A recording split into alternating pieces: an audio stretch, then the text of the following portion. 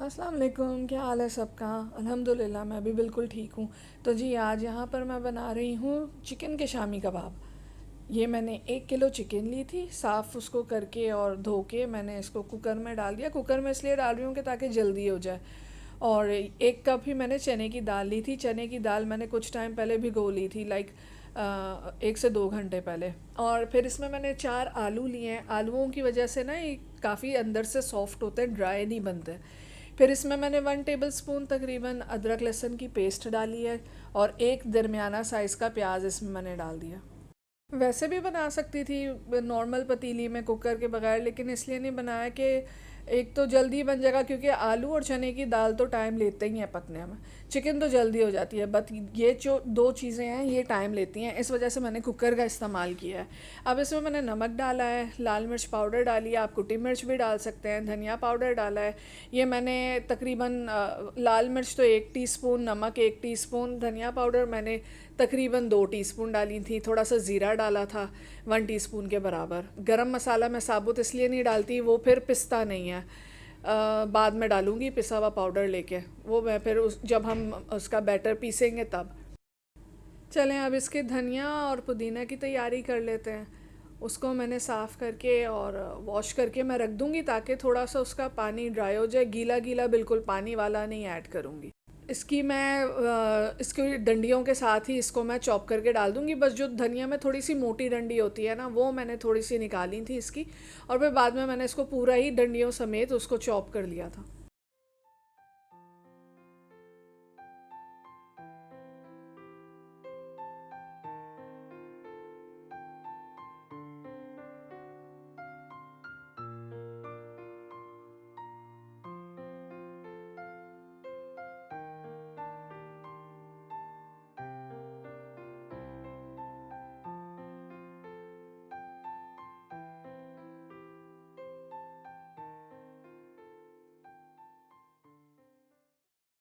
अब ये पुदीने के पत्ते भी मैं इसके तोड़ लूँगी। मैंने ये दोनों चीज़ें ना हैंडफुल ली हैं, बस एक एक मुट्ठी मैंने उसकी धनिया की ली थी और पुदीना की भी। इसको भी मैं बारीक चॉप कर लूँगी। शामी कबाब में पुदीना बहुत मज़े का टेस्ट आता है, बहुत अच्छा फ्लेवर देता है पुदीना।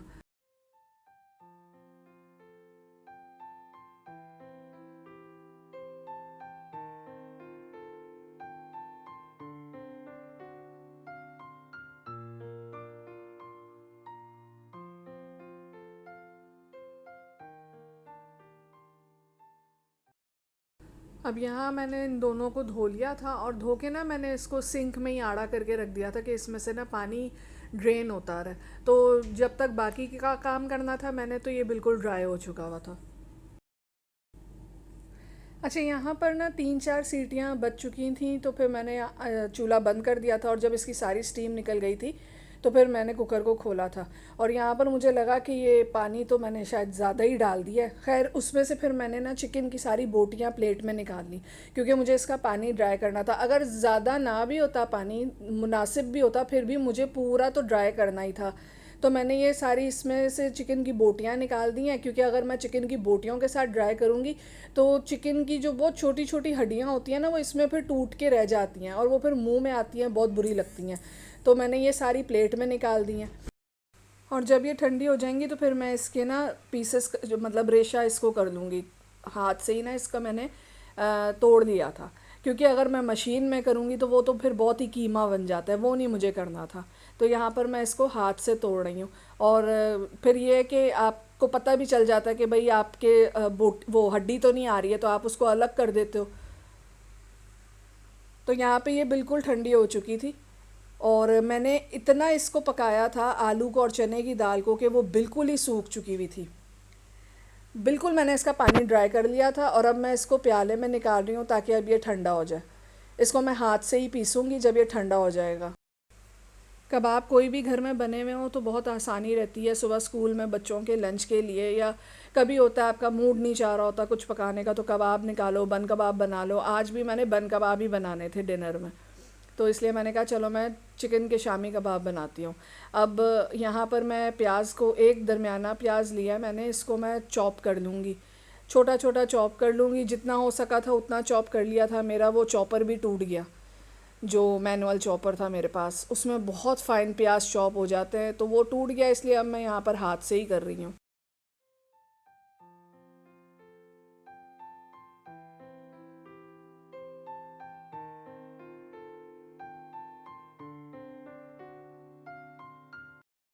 प्याज मेरे चॉप हो गए थे और इतने में मेरे हस्बैंड भी आ गए थे घर शाम में ऑफिस से। तो गर्मी बहुत ज़्यादा पड़ रही है, तो मेरा दिल किया कि चलो भाई कुल्फ़ी निकाल कर उनको देते हैं। तो यहाँ मैं उन्हीं के लिए कुल्फ़ी निकाल रही हूँ, जो मेरी एक्सीडेंटल कुल्फ़ी बनी थी वो। अच्छा, अब ये ठंडा हो गया था बैटर दाल का और आलू का ना, तो इसको अब मैं मैश कर लूँगी हाथों से। और चिकन भी जो मैंने श्रेड करके रखी थी वो भी मैं ऐड कर दूँगी इसमें सारी।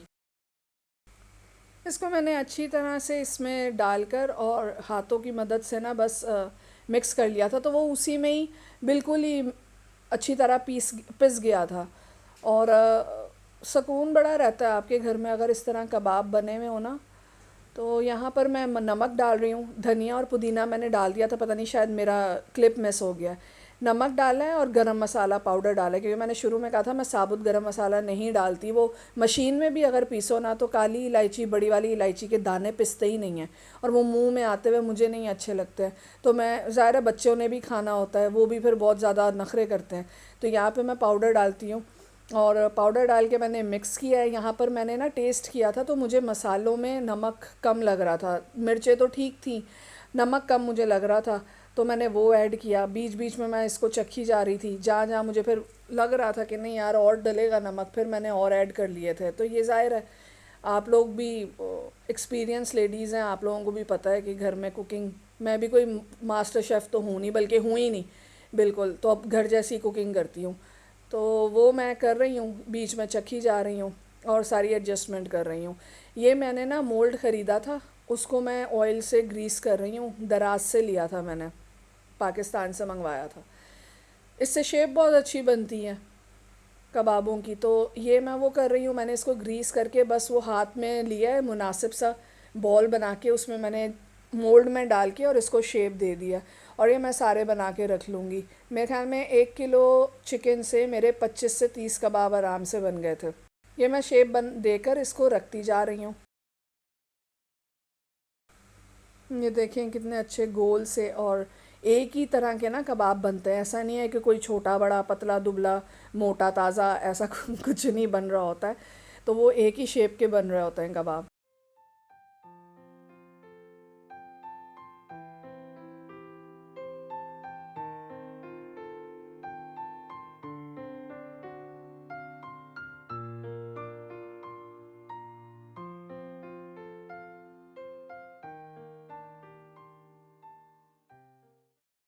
ये देखें जी मेरे कबाब रेडी हो गए हैं। और ये ना नीचे ट्रे में है, ऊपर पे मैंने इसके बटर पेपर रखा, कुछ भी रख सकते हैं, और थैली रख लें काट के, और फिर उसके ऊपर मैंने रखा। फिर मैंने इसको जो मुझे जितने फ्राई करने थे वो मैंने निकाल दिए थे, बाकी को मैंने फ्रीज़र में डाल दिया था। जब वो फ्रीज़ हो गए थे फिर मैंने उसको ज़िप लॉक में निकाल के, बैग में निकाल के डाल दिया, रख दिया उसको फ्रीज़र में। आप लोगों ने नोट किया होगा कि मैंने बैटर बनाते हुए इसमें अंडा नहीं ऐड किया था, क्योंकि मुझे ये अंडे लगा कर ही ना इसको फ्राई करना था। तो मैंने कहा मैं बीच में नहीं ऐड कर रही हूँ, जब भी फ्राई करना होगा मैं अंडा लगा के इसको फ्राई करूँगी। तो ये मैंने फ्राई किए और काफ़ी मज़े के बने थे, अंदर से बहुत सॉफ्ट से बने थे। बस फिर हमने इसके ना बन कबाब बनाए थे। ये वाले फ्रीज़ नहीं हुए हुए थे ना, तो इसलिए जल्दी फ्राई हो गए थे, क्योंकि मैंने बस शेप दी है और मैंने फ्राई करने के लिए रख दिए थे थोड़े से कबाबों को। तो फ्रीज़ हुए हुए तो पता है आपको कि या तो पहले निकाल के रख दो फ्रीज़र से, या तो फिर ये हल्की आंच पे उसको पकाते रहो। तो ये है जी कबाबों की फ़ाइनल लुक। और बनाइएगा, ट्राई कीजिएगा। हर कोई आलू नहीं बीच में ऐड करता, कई लोग करते भी हैं आलू ऐड, लेकिन आलू ऐड करके देखिएगा, मज़े के बनते हैं। ये अंदर से मैं आपको इसकी लुक दिखा रही हूँ। मेरे बच्चों को भी काफ़ी अल्हम्दुलिल्लाह पसंद आए हैं कबाब। चलें जी, इसी के साथ इजाज़त दें। पसंद आई हो वीडियो तो लाइक शेयर सब्सक्राइब ज़रूर कीजिएगा, दुआओं में याद रखिएगा। फिर मिलेंगे किसी न्यू वीडियो के साथ। अल्लाह हाफिज़।